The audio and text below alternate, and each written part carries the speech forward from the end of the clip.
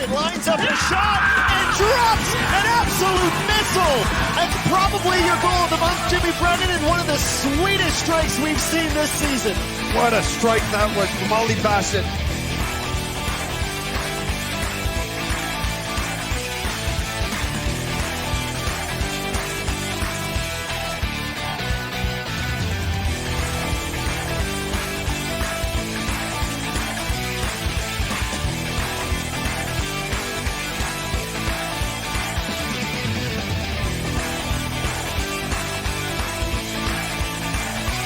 Steals the ball and scores an absolute worthy. That is a wonder strike for Abdul Binante.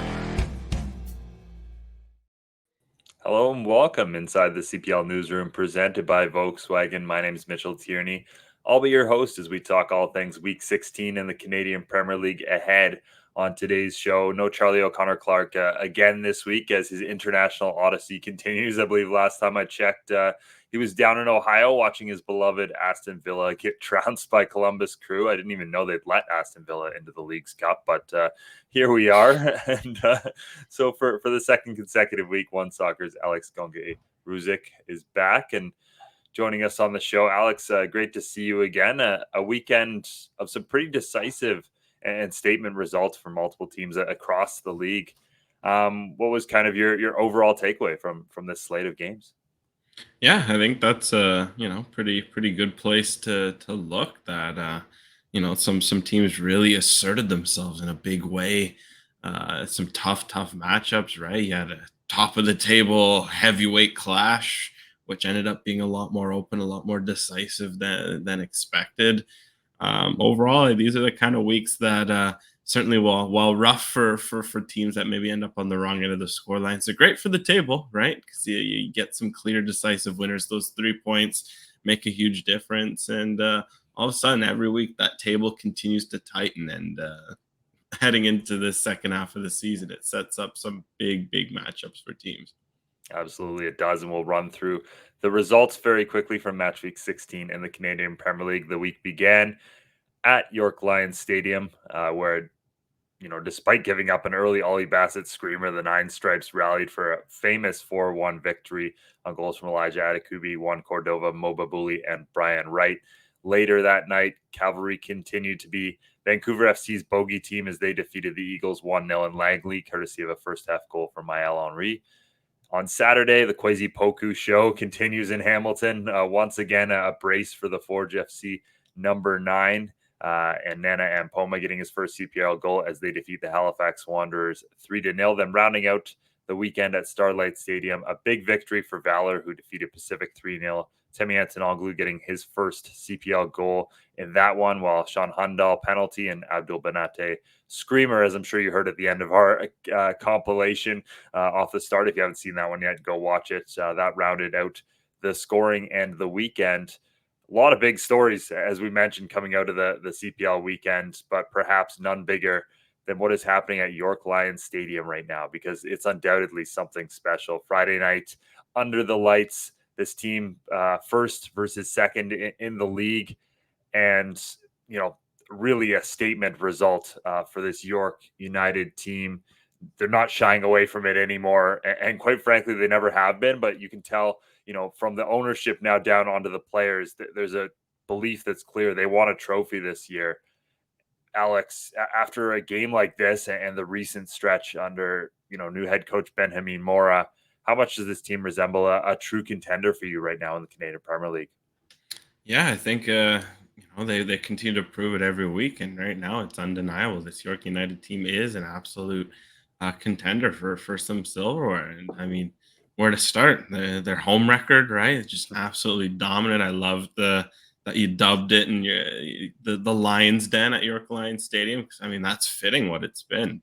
Maybe in the past you could head to York and get some points and head home, or now if you're not bringing your absolute A game, you're not just going to leave with the loss. But as Atletico Ottawa saw in this game, you can leave with a pretty heavy defeat, because this York team is capable of just turning up the gears and absolutely going at it. And yeah, based on the first half, it looked like Ottawa was going to get a huge road win, as they've done all season, en route to being atop the table. They grab an early stunner from Ollie Basu, put the ball right in the top bins, and you kind of wondered how York would respond, 'cause for much of this hot streak, it's been tighter games.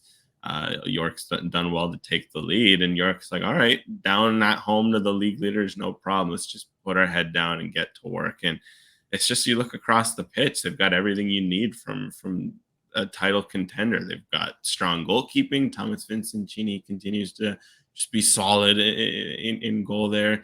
They've got a strong back line. Their back line's just really been taking a huge step forward under Benjamin Mora, who's really prioritized defensive solidity. Their midfield is just, the way Elijah Adekugbe has stepped up and become the heartbeat of this team in midfield has been fun to watch. And then up front, when you got a Brian Wright and Mobile Bully, those guys win you games. It feels like right now, any week you're getting one of the two are stepping up and creating magic, if not both. And like with that's a recipe for a successful team, and they've shown it with their play and their results. Yeah, and getting a little bit deeper as well. Guzman comes in on loan from Atlas and immediately gets 2 assists. I mean, obviously a quality player, but I don't think you can step into a team that quickly if the rest of it isn't working as well as this York United side is. So just another weapon for them on a team who, like you said, especially at York Lions Stadium this year, like they can really turn it up and score goals. So a lot to like about this York United team. And let's hear from their manager, Benjamin Mora, on his thoughts after this match. Well, we're very happy for the result. We are satisfied by many things that the York players did today.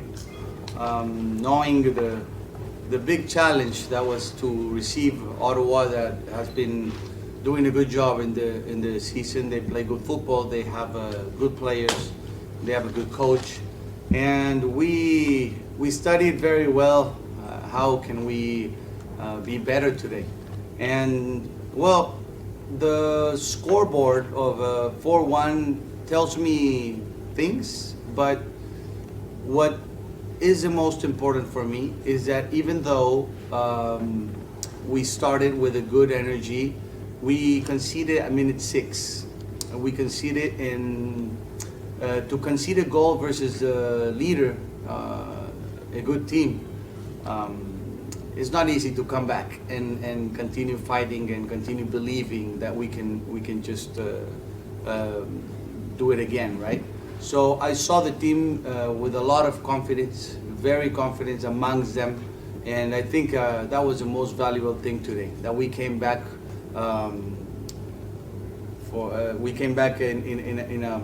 in a bitter pill that we swallowed at minute 6, right? So yeah, I congratulate the players. Of course, they have all the credit. I'm a guy that tries to put them in the good level. And well, the game was a good game to watch. Certainly was, and maybe not though if you're an Atletico Ottawa fan. And of course, on the other side of decisive is always disappointment, and that certainly was the case for the league leaders and maybe their first real stretch of adversity this season. Now this York team forges well, really hot on their heels in the table. Alex, for you, what's kind of slipped for this team right now is, it's kind of allowing the rest of the league to catch up a little bit after looking, pretty invincible for most of the first half of this Canadian Premier League season. Yeah, absolutely. I think the big thing is just feels like defensively they've kind of lost a grip on that identity they had early in the season, where of course they were scoring for fun, and they, Ruben Del Campo has had a fantastic season, and you got just so much depth around him in attack. What Manny Aparicio is doing in midfield, what Ollie Bassett's been doing, but maybe he hasn't turned into goals and assists. Although he obviously added a nice tally to his to his overall total this week, but it was defense, right? Like they were winning games by multiple goals, but it started at the back. They were solid at the back. That gave them comfort. That they knew that they could get go out and score and have the freedom to play because they had things locked down at the back. And really, especially in these last two games, what stood out is that they take a lead against Valor at home and they leave without points. That's not characteristic of an Ottawa team, especially the big thing is when you give them a lead, they know how to just shut things down, get the job done, get another goal or two, and cruise. And same thing here against York. You think, okay, they get an early goal. That's for Ottawa.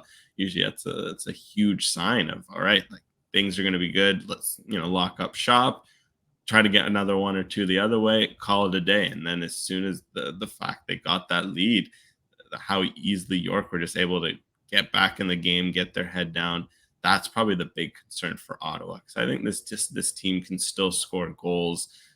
They got too much talent on that roster, and individually they found a way to get some nice chemistry between guys. But really, it all starts with the defense for them. And whenever they look any bit off on that side of the game, it can create these sort of wide open games. And sometimes Ottawa is not always built to play this kind of wide open end to end kind of play. And I think their last two results have shown that. So I think for Ottawa, it's a return to structure, because sometimes it could be easy to forget with how free flowing their start was, that it was built on a strong foundation that's kind of quietly slipped away the last few weeks. Let's put a bow on this game and go to Christian Jack, who caught up with Ollie Bassett after the game at York Lions Stadium. Christian Jack with Ollie Bassett, post-game reaction brought to you by Allstate. Little secret, this guy tells me you can't always do interviews when you win. You just lost 4-1. I'm not quite sure how it ended up 4-1. Ollie, you got a great goal yourself. What are your thoughts on the game? Yeah, I think it's a game of small details, moments. I think the second goal that we concede is just like it's just a freak goal. It's not something that you see every game. And then, we hit the bar. If that's an inch lower, then it's 2-2. It's probably a different game. And then, obviously, we're pushing to get back into the game. Last 15 minutes, we hit the post again. And then, they scored 2 late goals. And it's a 4-1 game. It didn't really feel like a 4-1 game, if I'm honest. I feel like if some of our chances, were an inch closer or an inch below the crossbar, then, it's a different game. But it's football. Let's talk about your goal. What a cracking start it was as well. You've been deployed in a number of different positions this season. You're on the left wing today. What did you see from the ball when you get it and then the strike? Yeah, I think Balu was the one that passed me the ball. And I think the fullback kind of gave me the space on the inside, and it's 5-6 minutes into the game, so I just thought, I'll just try and test the goalkeeper, and then I hit it well, and I kind of knew they had a chance of going in as soon as I left my foot. So it was a nice goal, but ultimately now it doesn't count for too much. It's buzzing here right now. They've got another win, but they're still behind you in the table. You're still top, Ollie. Cavalry to come next week at home. Forge away. It doesn't get much easier, but I suppose they're the best kind of opponents you want to bounce back as you're still leading the table. Yeah, of course. We're still top. We're clear by 2 points, and I think when we were on the kind of run we were on at the start, we knew that it wasn't just going to be a smooth sailing. We were going to have to deal with moments like this. So we have experienced players, a good group, and I'm sure we're not going to let a night like tonight, completely derail our season. So there's 8 teams in this league, and it's always so close every game. So we just have to always put our best foot forward, and by the end of the season, I'm sure we'll be all right. Yeah, very well said. 2022 Player of the Year, Player of the Year, 2023 Golden Boot winner, and a champion tonight for chatting with us. Appreciate you. Thank you. Appreciate it. As our producer Benedict pointed out, maybe a bit of a contrast between the musical selections at York Lions Stadium and the vibe of that interview. Not really celebrating good times right now in the nation's capital, but as Ollie Bassett said, they can't let a night like Friday, derail their season. But it certainly isn't going to make the chasing pack any less confident that they can catch Atletico Ottawa right now at the top of the table. And one club who would absolutely, we know, love to join that chase group is Cavalry FC, a team that's getting healthier right now. They've gotten deeper in recent weeks with some big signings, especially up front. And they head into Langley this weekend and pick up what was a 1-0 victory for them, but a victory that, for me, I think they showed a lot of good elements of what we've seen from this Cavalry team when they're at their best. Tommy Wilden Jr. has said that, this is the time for them to go on the run. He says he's told his players it's basically going to happen at this point. They always kind of have a bit of a run at this stage in the season. Alex, do you think that this match was maybe an early sign of the fact that this might be coming from this Cavalry team, this long-awaited run? I think that we've been waiting all year for this team to go on. Yeah, I think. I mean, to be fair, it's they've had a few times this season where they've kind of gotten a good win, and I think the big key now for them to build off this to go out and get another win. But I think this is a good start, a win on the road, against the Vancouver side, who they've clearly gotten the better of over the past year and a half. I mean, Vancouver yet to beat Cavalry, so for Cavalry to keep that streak going, that's good psychologically. I think if you go out and lose that sort of streak of never losing to Vancouver, then your team their psyche can kind of be affected, right? You can start to think like, wow, okay, we're really just not able to click at the same level that they can.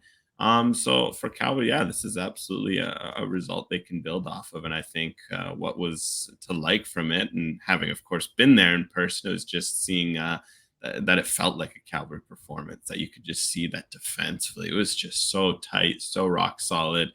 And that was impressive because Cavalry's back line was dealing with all sorts of availability issues. You got Charlie Trafford thrust in as a center back, no problem, does a job. And then after 45, he gets injured and you have to throw in Tom Fielden at center back. All right, no problem. The left back then puts in a shift, and you got guys just, stepping up and putting in a gutsy performance. That's the Cavalry way. But then, of course, in terms of the actual, football, the actual soccer, they went out and played nicely. The midfield combinations were nice.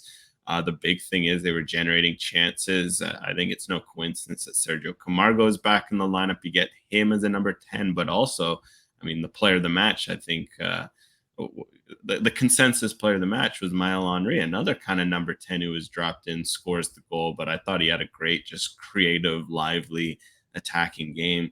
That gave Cavalry a bit of juice offensively. It felt like Tobias Wojciechowski wasn't on an island as he's been at times this season when leading the line, and he hasn't been able to get that support from his teammates. So for Cavalry, they can look at all those things, and it's a sign that things are going in the right direction because they've defended well all year, no matter who's been there.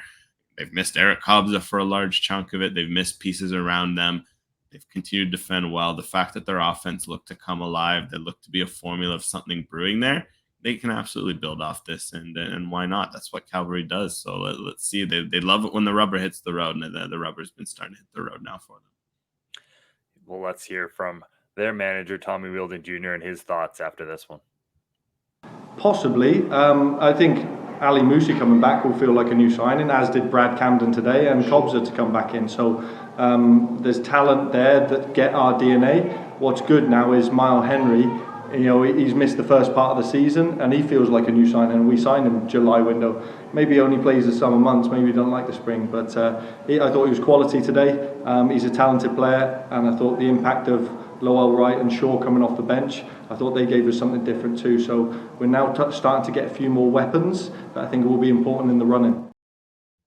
A few more weapons for Cavalry FC, but maybe those weapons haven't been quite as sharp for their opponents on the night. Vancouver, who, in recent weeks we've maybe talked about their defensive issues. If they shipped multiple goals, that wasn't the case in this one. But offensively, I think just one goal in 3 matches now.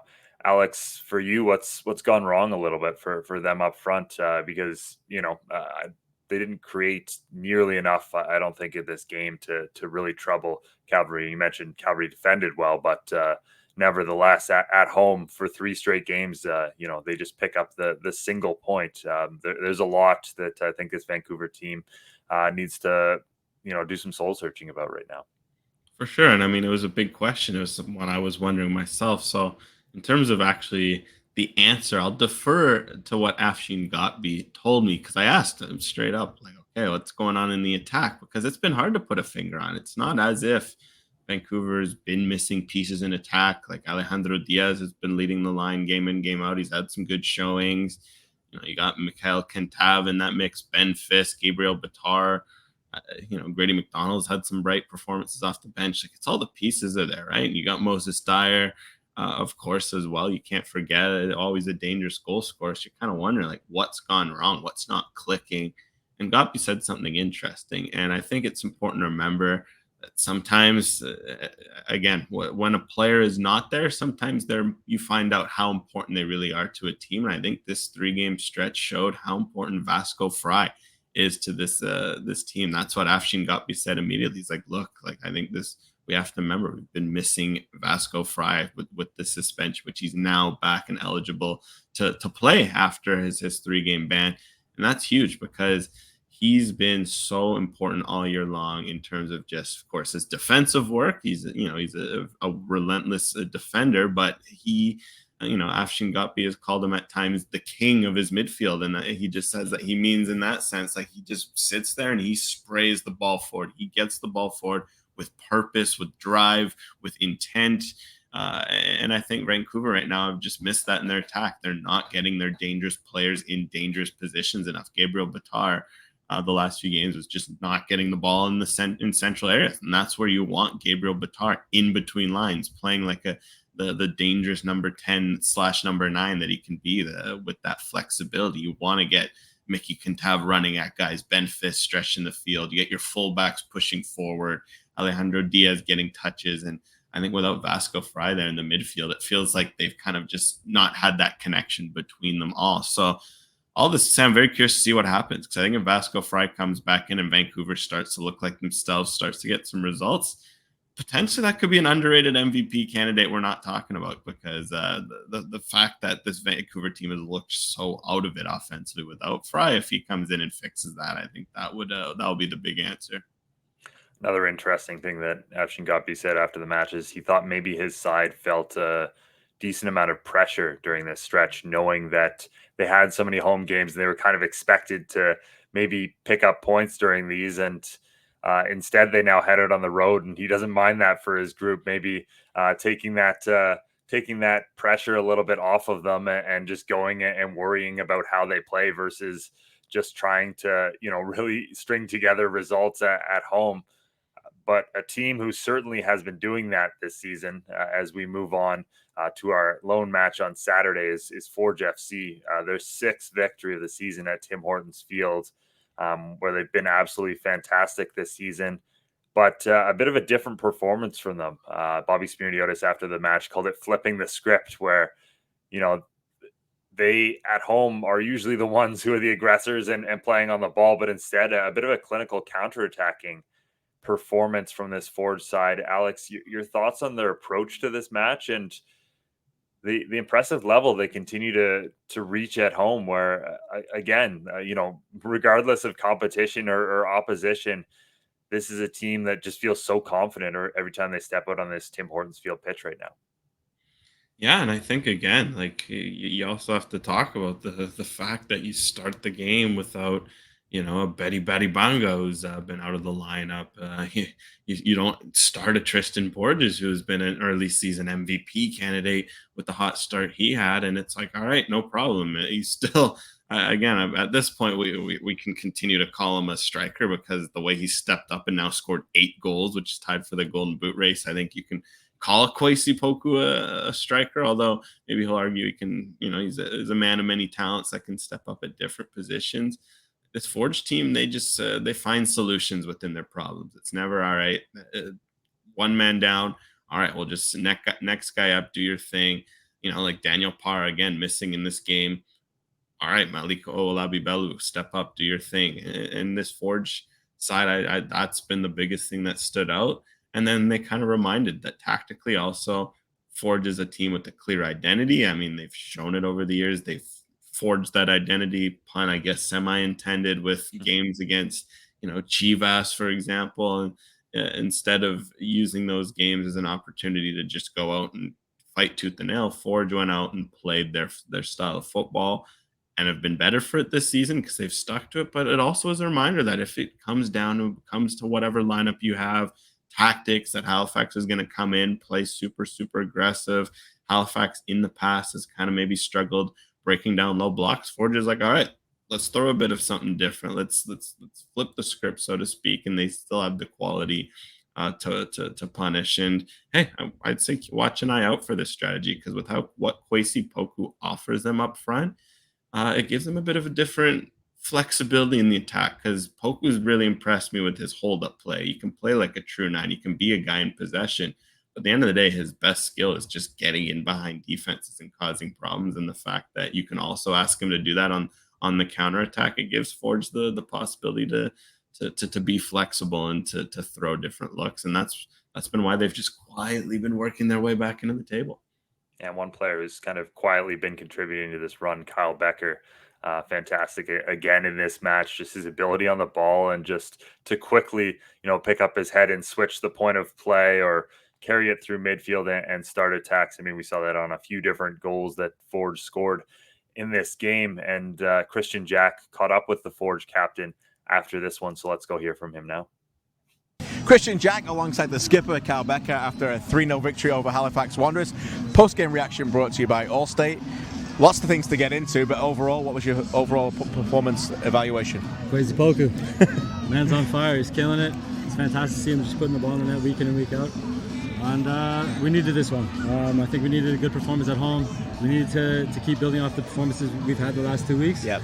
We felt we were a little unlucky to not come away with 3 points in Calgary. So this was a big one for us. You went there, so let's go there. Kwesi Poku. I'll tell you what I know about him, and maybe you can tell me what you know about him that we don't, because you get to spend every day with him. 8 goals in his last 7 games, including 3 braces. So that's the stats. He's now tied for the league lead. What's it like working with this guy every day, and what are you seeing from him? I think we might have to start working on some headers, but aside from that, he could have even more. But no, he's been fantastic. I think he's just playing with confidence. He's been brilliant for us, just in the way that he's setting up our press, the movement he has in behind. He's strong, he can hold the ball up, and he's been very dynamic. And then on top of that, he's getting in the box and he's scoring, which is what you want from a number 9. So fantastic for him, and hopefully he just keeps taking it in his stride and keeps going and pushes for more. I mean, it's fantastic what he's done, but I know he'll be the first to say that he wants more, and you just got to keep doing it. He'll rightly get the headlines. I thought you were the best player in the field myself. I want to talk to you about the 3rd goal, because at a moment there you were asking your team about 2 minutes earlier to just calm down. Halifax seemed to take a bit of control of the game, I noticed, and then you played a big role in the 3rd goal with the switch. Talk us through that moment of difficult time and what you saw in the build-up to the 3rd goal that finished it. Yeah, I mean, I think we were struggling a bit with our build-up for a large period of time in that second half. Halifax was doing good in the press. They were kind of setting us into some traps, and we were falling into it. And then they just did good to stick on the ball, so we were defending for large portions. But credit to us, we stayed in our block. We didn't really give them too much, which was huge. And then that was just a moment where we needed to kind of put our foot on the ball and keep it. But at the same time, the game kind of opened up, and we had to take advantage of it. They're throwing big numbers forward to try and to get something into the game. They needed a goal, and at the same time, sometimes the best way to do it is break a line and go forward. So. And you and Sean, certainly combined, and Nanaram Poma got his 1st goal. Okay, so you end the month unbeaten, and now all of a sudden you've got a game in hand with the league leaders, and you're only 2 back. How are you feeling right now about the team as you look towards the top where you think you belong? Yeah, we just got to keep going. I mean, the last month wasn't really good enough, and we all know that. So we need to build off the good performances we've had, and I don't think there's been enough times this season domestically where we've done that. We've obviously had huge performances in the Canadian Championship against Montreal, but we followed that up with some big lows and some drops in performances. So to have 3 good games in a row is fantastic, and we just got to keep going. Don't look now, but here Forge come again. Congrats, buddy. Thank you. On the other side of things, Halifax, as we said, they dominate possessionally and territorially in a way that rarely has been done to Forge. In fact, Patrice Geiser saying after the game that in all his years watching or coaching in the Canadian Premier League, he's never seen a Forge team forced to sit that deep. But in the end, they can't hurt them. What was missing for you on Saturday from this Halifax side? Yeah, I think the big thing would have been to put Forge under pressure. Of course, a goal helps, right? Just to kind of change the momentum of the game. And yeah, it just felt like also in the attack that Forge was never really put in too many uncomfortable positions. And I think the big thing is, no Clement Bailly in the lineups or in the squad. Zachary Fernandez doesn't start. Halifax kind of goes without speed, and they kind of stick with that dual 10s of Giorgio Probo and Aiden Daniels, which we liked a lot the week prior. And part of the reason was against Valley. They got on the ball, they were in between lines, they were hitting through balls up to Ryan Telfer, they were causing problems. And in this game, they just weren't able to connect to Telfair. I think that was the big thing that, again, with this sort of formation, with those double tens, the double tens need to be running the show, need to be feeding them as often as you can. I think with the way Ford was set up with their two number sixes, they did a great job of just kind of shutting things down and not letting the tens get involved. And then from there, Halifax was just not getting enough going from wide areas, where Wesley Timoteo was pushing a lot further forward than we've seen maybe in recent weeks, where he's been back to that kind of left center back role that he can do so well in possession. He was pushing forward. He was just unable to find a breakthrough in that kind of 1v1 matchup on that right side against Duncan, if I'm not mistaken. And then, of course, on the right side with no Fernandez, Ferrazzo is kind of playing deeper. In the moments he pushed up, he wasn't able to get the better of Olabi Bellu. And I think that's the big thing. If they could have maybe got some overlaps, could have got some wide crosses in, that could have potentially caused some problems. Or if you just get the ball through the middle, let Probo and Daniels run free. They didn't really either. So for Halifax, that leaves them with a lot of possession. But ultimately, as we know, possession can only be meaningful if you really use it to fatigue your opponent, to generate shots, to really put them under pressure. And I don't think Halifax did that enough, because I don't know, I left the impression, or I left watching that game feeling like, okay, Halifax had a lot of the ball, but they didn't really tire out Forge. And I think that was to Forge's advantage, because that allowed them to be fresh and ready to hit Halifax on the counter whenever they want it back. Yeah, despite a recent resurgence, and keep in mind they do have 2 games in hand on most teams in the league. Halifax are back into the bottom of the Canadian Premier League, and that's also a result of Valor. On Sunday, they leapt them after their biggest win of the season to date, 3-0 over Pacific FC at Starlight Stadium. Again, we're talking about decisive wins. This was a decisive victory for Valor. First 3-goal match of the season for them. 4 straight home matches coming up as well. How big of a result and performance was this for them, Alex, as they look to kind of attack that second half of the season? Yeah, well, of course, this was the match that I was on this week. And, just as a bit of context, this is the Valor's first win at Starlight Stadium since May 1st, 2019.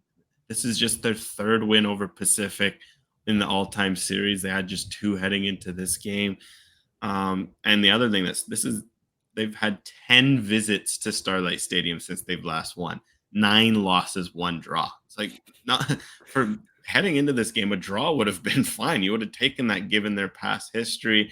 So for me, genuinely, this might not just be one of course, Valor's best performance of the season, best win of the season. This might be one of their just best wins in club history, for them to go out, keep a clean sheet, get 3 goals, and one, of course, a penalty well taken by Sean Hundal, but the other 2, the first one from Temi Antonoglu, who, again, creator, leads the league in assists, shows he can also score some too, scoring his first CPL goal, which is a nice moment for the former TFC product. And then Abdul Banate, excuse me, against your old club, you come in and score a goal like that. That's always going to be a special moment for a U21 Canadian to remember.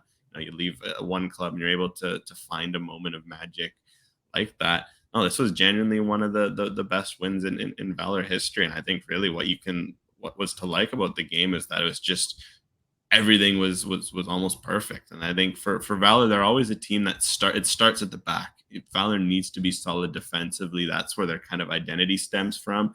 And I think Gianfranco Facchinieri continues to do a very good job. And I think, again, if there was a U Sports Draftee Player of the Year, maybe that award would have gone last year to Eric Kobza. Well, this year, Gianfranco Facchinieri is putting himself into that running for that imaginary award that, hey, maybe it could be worth considering if these guys continue to step up and put in big shifts alongside Tasmor Dakudis. Great to see that partnership form that's allowed Temi Antonoglu a bit more freedom on the left, especially with Dante Campbell just doing Dante Campbell things on the right. But then, yeah, the attack was just fluid. It was flowing. And most importantly, they took their chances, because there's been a lot of games where Valor could have scored 2 or 3. This was just, I think, the 4th time they've scored 2 goals. And of course, the first time they've scored 3.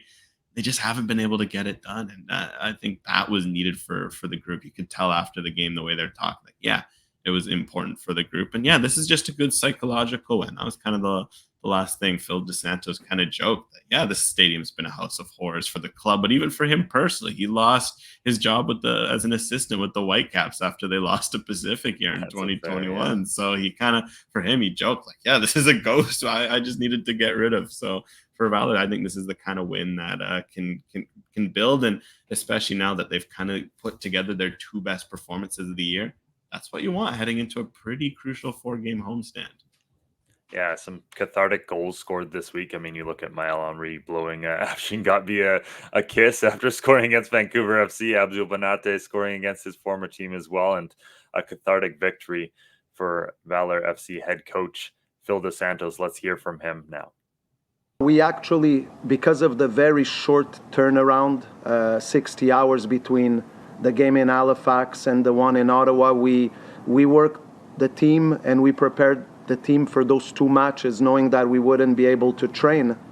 So, there just needs to be a little bit of adaptation in regards to certain things that are asked from the players. I think the first 20 minutes in Halifax were 20 very good minutes, but the team emotionally broke, and our message has been one where they're good players. They have to believe in their ability to go out and execute throughout 90 minutes. And I think that if there's a shift, it's maybe the guys having a bit more belief in themselves and their teammates and working together. I think when you're on the road like this and when you're playing in a league that's extremely competitive like ours, we need to be able to pay the price when things are not going as well on the field. There were moments today where we had to weather storms, and the guys just did it. And then you keep your team going, and good things end up happening. Well, speaking of weathering storms, that's certainly been the case for Pacific FC right now. A bit of a rock bottom week for them, almost 2 weeks off, and the opportunity to prepare for this game, but they come out pretty flat performance overall. This is a big month coming up for the Tridents. Obviously, concluding with that trip to BC Place to face the Whitecaps in the Canadian Championship semifinals, second leg. Alex, how concerned are you right now about this Tridents team that, again, just didn't seem to be able to get much going on either side of the ball on Sunday? Yeah, this is huge because now it's 2 wins in their last 11. In context, they started the year with 3 wins and 4, right? Yeah. Like they had more points in the first 4 than they've had in 11 games since. That's tough. Of course, that's why this next stretch is so huge. Recently, of the last 7, something like 5 or 6 have been, I think 5 have been away from home. They've now got 3 of their next 4 at home, and the 4th one is an away trip to Vancouver, which not a home game, but it is a little easier to go a ferry to Vancouver than it is a cross-continent flight, essentially, because that's what it is to a Halifax. But yeah, and the next 5 games are all against the 5 teams above them. And again, that's the big thing. Pacific FC is out of a playoff spot. Pretty much, I think, the first time all year that's the case. It's a huge worry. Multiple years. Be honest. Yeah, they're always there in the playoff spot. For them to be out in 6th place, it's absolutely concerning. I think the biggest concern was also just how this game looked. Pacific, they've lost games at home over the years. They've been very good at Starlight Stadium. It's a forest, but they've lost games. No, they haven't been perfect at home. No one in the Canadian Premier League has been, because there's some good road teams that will come and give you a challenge. But I've watched a lot of Pacific FC home games over the last few years, and one thing that I've always noticed, that Pacific always keeps it close. No matter if they go down early, if they go up early, games finish close. So I checked back after the game when I was kind of writing things up. Just for context, this was the 2nd time in club history in CPL action, like just CPL only, because that was what I looked at, where they've lost by more than 2 goals at home. That's, for me, a huge factor that, Valor going in and beating them 3-0 didn't just feel weird because, we're used to seeing Pacific keep things close. The numbers back it up in that regard. And so for Pacific, that was the big worry, that when Valor went up 1-0, okay, it happens, but it's not the first time Pacific has gone into halftime and demanded better and wanted better. but the response is always there. You know, James Mann will make a couple subs, or, you know, he'll challenge his guys. They'll respond, finish strong, maybe get a draw, get a win. We've seen them make some pretty dramatic comebacks at home. And in this game, they just never got going. It never felt like they put Valor under pressure once Valor got that lead. So that when Valor put in that second, you're just kind of like, okay, that kind of feels like game over. And even that shouldn't have been, because Pacific, again, 2-0 lead, 10 minutes left. They're dangerous enough to make a game of it. And they just didn't. And that was the big concern. And I asked Josh Hurt about that, because I was like, I watched a lot of Pacific games. Was I alone in that sentiment? He's like, no, absolutely. Like, it was worrying to see heads drop, to see, you know, Pacific's mentality drop, because that's not part of their identity. They're always going to go into the end. And that's the big thing now for Pacific, that this stretch is going to be crucial. Not just for the football. We know they can play better football. You know, they've got the talent to be an electric team when at their best. But I think for them, it's going to start with the psychological side of Pacific. Just has to get back to being hard to play, because right now, somewhere along those last 11 games, I don't think it was at the start, but it's definitely been the last 3 or 4. They've kind of lost a bit of that typical Pacific, you know, just identity. And right now, it's led to this stretch of games that has seen them fall out of a playoff spot. Yeah, well, speaking of them falling out of a playoff spot, let's take a look at how we stand right now in the Canadian Premier League table. Atletico Ottawa, they're still leading the way on 29 points, but things getting a lot closer behind them. York on 27, Forge on 25. Cavalry now above the playoff line for the first time in what seems like a while, as they sit on 21. Vancouver rounding out the playoff spots on 20. And then just below the line, as we mentioned, Pacific FC, they're on 19 points. They have 1 game in hand on most of the rest of the league, but below in 6th place. Valor, they jump up into 7th with 14 points. And then Halifax at the bottom of the table, as we mentioned, 2 games in hand on most of the league. They played just 14, but they are on only 13 points and sit in 8th place. As we look at week 17 now in the Canadian Premier League. Sheesh, we're getting far along in this season. Beginning, long weekend. So we got 1 match a day type situation beginning on Friday, August 2nd at Starlight Stadium. Pacific FC, they host York United. That game 7 p.m. Pacific, 10 p.m. Eastern. On Saturday, it's top of the table Atletico Ottawa, who hosts Cavalry at TD Place Stadium at 7 p.m. Eastern. I believe that's 5 Mountain. Sunday sees Valor FC host Forge at 2 p.m. Central and 3 Eastern. And finally, we wrap up week 17 in the Canadian Premier League with the annual Natal Day Classic in Halifax on August the 5th. That's 3 p.m. Eastern, 4 p.m. Atlantic, and noon Pacific time.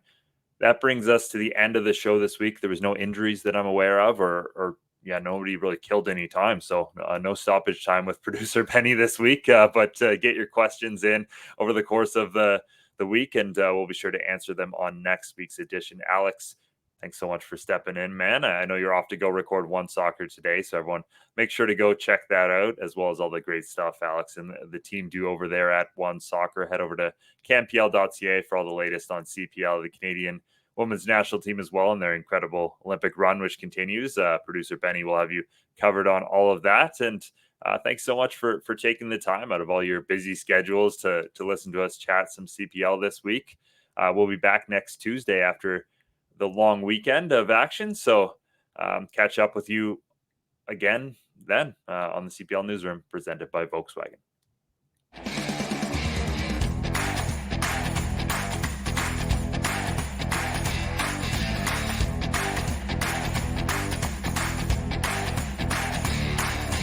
Lines up a shot and drops an absolute missile. That's probably your goal of the month, Jimmy Brennan, and one of the sweetest strikes we've seen this season. What a strike that was from Molly Bassett.